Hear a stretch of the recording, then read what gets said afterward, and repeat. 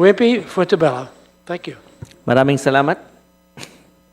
I'll be your last speaker.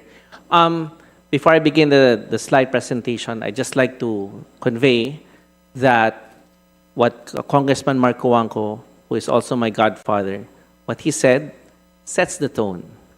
Because in our history, we have the Filipino identity that we were able to secure through the works of the likes of Jose Rizal.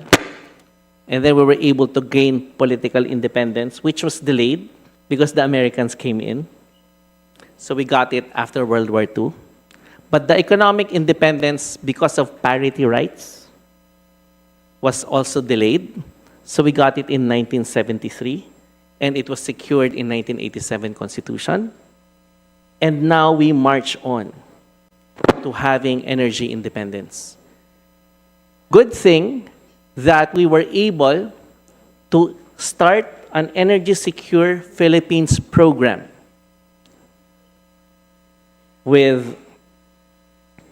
at the end of the term of President Trump.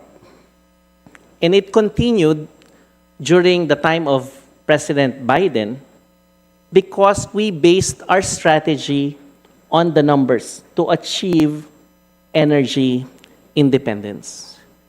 So here, we just like to, our Deputy Speaker is here. Magandang hapon po, sir. So I'm here to just provide you quickly with this 16 slides, and I will just focus on some of them. I will not read the script anymore because we need to fast track. Next slide, please. So welcome to the Philippines. This is the most vulnerable country in the world. So we have natural hazards because we are in the Pacific Ring of Fire. There was an internal conflict that gave rise to the Task Force on Energy Resiliency. That was the Marawi Siege, which is a terrorism activity. So we're exposed to cybersecurity. And I think Congressman Coanco mentioned the geopolitical risks and the oil supply chain vulnerabilities, where when Indonesia banned the export of their coal, our prices tripled, especially for those distribution utilities that rely 100% on coal based on their contract. So it highlights that our strategy is correct. Next slide. So when energy security is talked about, we look at reliability, affordability, and sustainability. The aspects are there on the screen. Next slide. And we have a strategy that aligns our economic plans based on the Philippine Development Plan with that of the Philippine Energy Plan. So we're looking at access. We're looking at reliability, resiliency, and our indigenous sources, which by accident are clean sources of energy. That's why I was saying earlier, it's based on numbers, because you will hear renewables. We did not pass the renewable energy law, which provides incentives because of these climate change issues. It was passed in 2008, and we were advocating for that during the time of the Commonwealth. We were building hydro plants during the time of the Commonwealth. Next slide, please.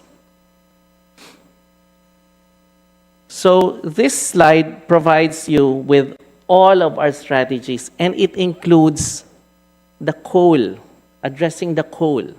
We need to repurpose the coal. And the technology that we are looking at to replace the coal with is nuclear. It was mentioned already. We have a coal moratorium, not because we're just punishing coal, but we had an experience just last January 2022. That was when Indonesia, again, banned their export. So we have very limited coal. And why did we develop coal? Because in the 1990s, we had a lot of power outages. I was in high school. And why did we have the power outages? Because the Bataan nuclear plant was not replaced in time, in 1986, in EDSA 1. So these are our strategies. Next slide. And these are the numbers that we are trying to address. So the coal share is big. The oil share by fuel on the consumption side is also big. And as far as oil is concerned, again, we import almost 100%. It's not from the Middle East. The Middle East provides the raw crude oil. But most of the refinery comes from China.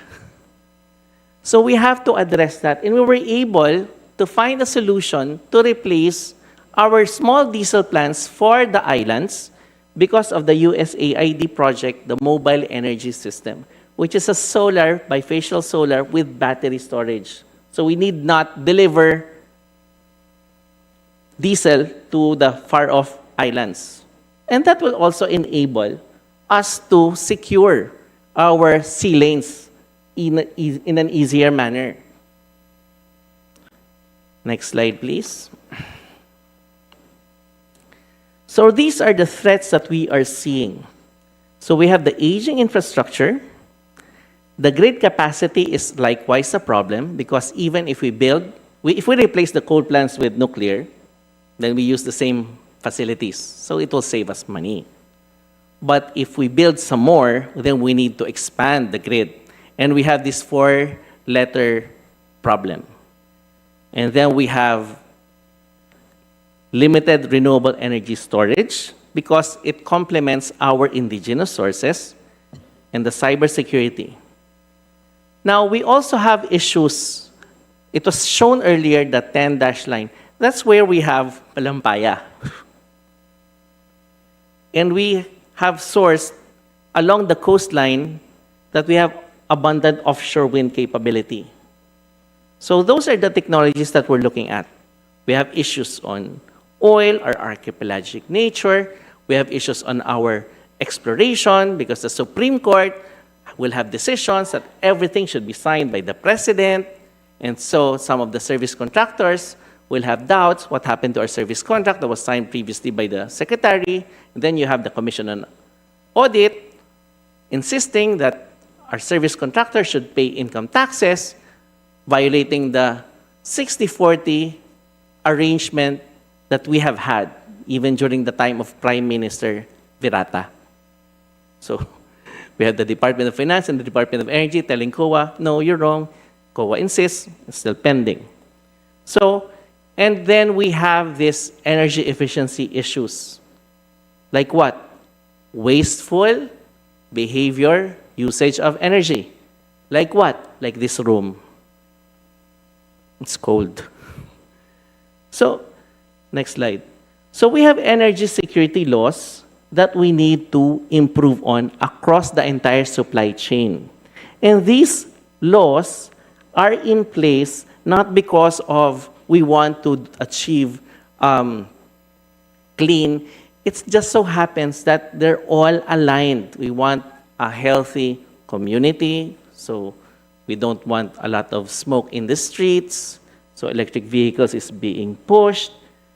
We have an agricultural product, coconuts, that we can blend with our diesel because it's imported. And it started in 1992 in the Department of Energy Act that says we prefer clean and indigenous sources. So it's really based on numbers. That's why we were able to proceed with the Energy Secure Philippines with both Trump and Biden, and now back to Trump, hopefully, because I think there's a pause. But good thing, I think Senator Rubio is already the director of USAID, acting. Next slide. So we focus on cybersecurity laws, and there we will need the intervention of Congress as well, because CII critically, whatever infrastructure CII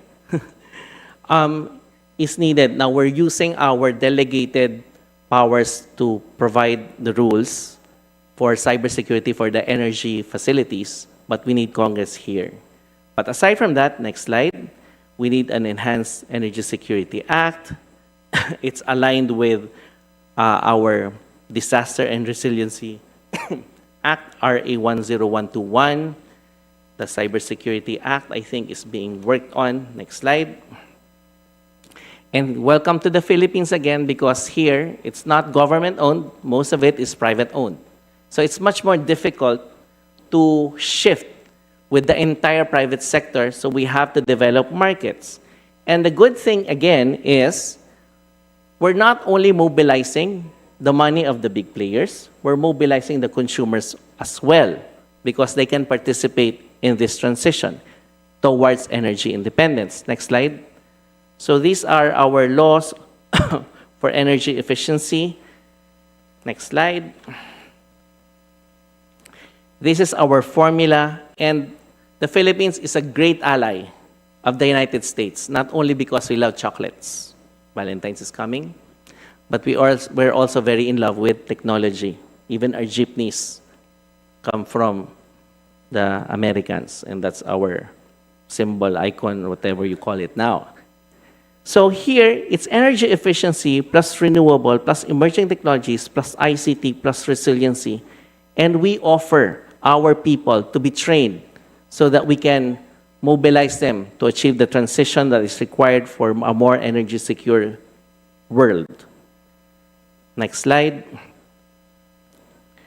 So we have all these other strategies utilizing indigenous sources. Next slide. And this is our last slide. We just want to advocate the passage of critical energy security laws. We want to continue to support innovation in our renewable and energy storage technologies like the mobile energy system, which I mentioned, a product of Energy Secure Philippines, that can be used and deployed in Ukraine instead of delivering diesel. When I was presenting it before USAID and US officials, they said, we can use this in Ukraine. Yes, because of our teamwork here in the Philippines. And we prioritize disaster resilience and cybersecurity and energy infrastructure, continue to diversify and strengthen a whole-of-nation collaboration to achieve the goals of the Philippine Energy Plan, which goes towards energy security. Maraming salamat po.